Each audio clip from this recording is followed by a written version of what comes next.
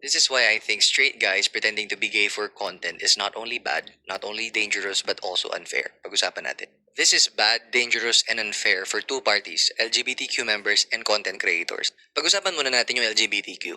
Nakakalungkot isipin that LGBTQ members who are just being themselves are told that they're gonna go to hell, they're ridiculed, they're insulted for who they are. While we have straight people pretending to be gay who are praised, given a platform, and sadly, monetized pa yung ginagawa nila. Ito na naman si Gabe Pineda na blinak ako kasi hindi makasagot sa mga sinasabi ko. Pero ano to, Gabe? Alam kong gusto mo ko para sa'yo, pero baby hindi uubra. Kahit lumuha ka, pasensya kung ganito, ako't hindi tulad na. Is this you just being yourself? O is this you pretending to be gay?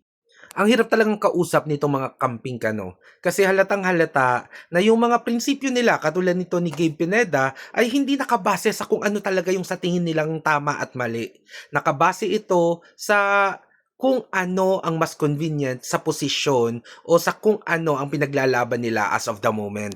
Kung may isang consistent man sa mga campings, yun ay ang kanilang hypocrisy. Tingnan nyo, nung dati, away na away kay Bongbong Marcos at sa mga Marcos, never again and everything. At ngayon, dahil mas convenient na sa kanila ang pakikipag-kampe kay Bongbong Marcos, kainsuka sila. Dalawa lang yan, Gabe. It's either aaminin mo na nagbakla-baklaan ka at isa kang ipokrito o aaminin mo na nagpapakatotoo ka sa video na yon at ikaw talaga isang bakla. Wala namang problema doon, di ba?